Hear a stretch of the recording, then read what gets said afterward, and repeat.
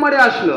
প্রথমে কিন্তু যমকে রেখেছেন, তারপরে নিয়মকে রেখেছেন, 3 নম্বরে মহর্ষি পতঞ্জলি রেখেছেন আসন। আসন কাকে বলে? আপনারা আসনের অভ্যাস করছেন, এখানে সূক্ষ্মাসন করছেন, কঠিন আসনও করছেন। আসনকে এক কথায় বলে স্থির সুখমাসনম।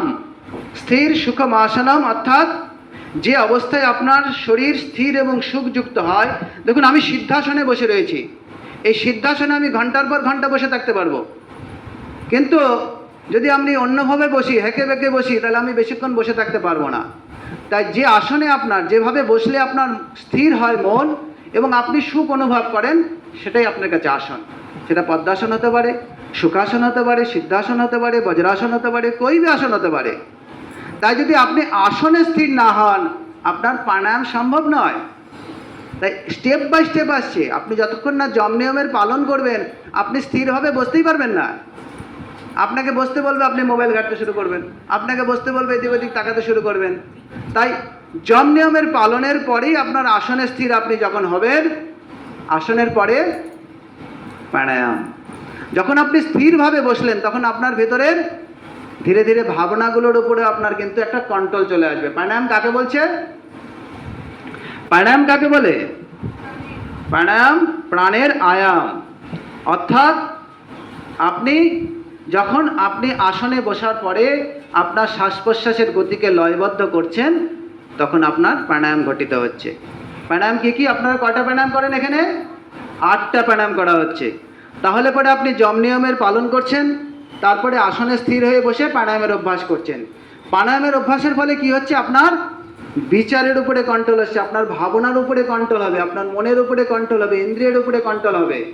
তাই ধীরে ধীরে প্রাণায়ামের অভ্যাসের মধ্যে দিয়ে আপনি আপনার শরীরের সমস্ত কিছুর উপরে নিয়ন্ত্রণ আনতে পারবেন এবং সমস্ত রোগ বিকার থেকে নিজেকে দূরে রাখতে পারবেন। আসন প্রাণায়ামের পরে কি আসছে? প্রত্যাহার। চলুন সংক্ষেপে, সময় শেষের দিকেই, তাহলে আমরা ধীরে ধীরে আলোচনা করব। তা আসন প্রাণায়াম সম্পর্কে আপনাদের ধারণা সবারই রয়েছে। আসন প্রাণায়ামের আমরা বিস্তারে আলোচনা করছি না। তাই আসন প্রাণায়াম কি? তসমিন সতি জগাতি বিচ্ছেদ শ্বাস প্রশ্বাস প্রাণায়াম। অর্থাৎ আপনি যখন আপনার শ্বাস প্রশ্বাসকে নিয়ন্ত্রণ করছেন, লয়বদ্ধ করছেন, সেটা হচ্ছে আপনার প্রাণায়াম। তাই প্রাণায়ামের মধ্যে দিয়ে কি হচ্ছে? আপনার তত ক্ষিয়তে প্রকাশ করণম। আমার প্রথম ক্লাসে আলোচনা করেছিলাম। অর্থাৎ যখন আপনি প্রাণায়াম করছেন, আসনে বসে যখন প্রাণায়াম করছেন, তখন আপনার ভাবনাগুলো রুদ্ধ হয়ে গেছে। যারা যম নিয়মের পালন করে না, তারা যখন দেখবেন আসনে বসবে, প্রাণায়ামে বসবে, দুনিয়ার চিন্তা তার মাথায় চলে আসছে, এখানে বসে দুনিয়া পৃথিবীকে চালনা করতে থাকে। কিন্তু যারা যম নিয়মের পালন করবে এবং আসনে স্থিরভাবে বসবে, সঠিকভাবে প্রাণায়াম করবে একাগ্রতার সঙ্গে, তাদের ভাবনাটা রুদ্ধ হয়ে যাবে। এই ভাবনাটা যতক্ষণ না আপনি নিরুদ্ধ করবেন, যতক্ষণ না একাগ্র করবেন মনকে, ততক্ষণ নিরুদ্ধ অবস্থার দিকে যাবেন না। তাই শ্বাস প্রশ্বাসের গতিকে যখন রুদ্ধ করে ফেলবেন, তখন আপনার প্রাণায়াম চলতে থাকবে। প্রাণায়ামের ফলে কি হবে? তত ক্ষিয়তে প্রকাশ করণম ধারণাসু যোগ্যতা মনসা। তাই 3 নম্বর সাধন, 3 নম্বর অঙ্গ হচ্ছে প্রত্যাহার। যম নিয়ম আসন প্রাণায়াম। 5 নম্বরে আসছি আমরা প্রত্যাহার। প্রত্যাহার মানে কি? প্রত্যাহার, প্রত্যাহার। অর্থাৎ আপনি যখন যম নিয়মের পালন করেছেন, আসন প্রাণায়ামের অভ্যাস করেছেন, তখন আপনার মন অন্তর্মুখী হয়েছে। যারা যম নিয়মের পালন করবে না, আসন প্রাণায়ামের অভ্যাস করবে না, তাদের মন কি হবে? বহির্মুখী, ছুটতে থাকবে।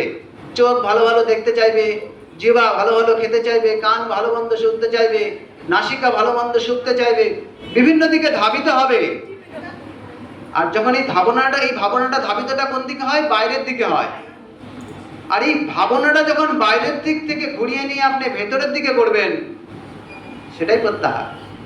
আপনার এই আহারের বহির ভাবনাটাকে রুদ্ধ করে দিয়ে যখন অন্তর্জগতে প্রবেশ করাবেন, ভেতরের দিকে প্রবেশ করাবেন, সেটাই প্রত্যাহার। অর্থাৎ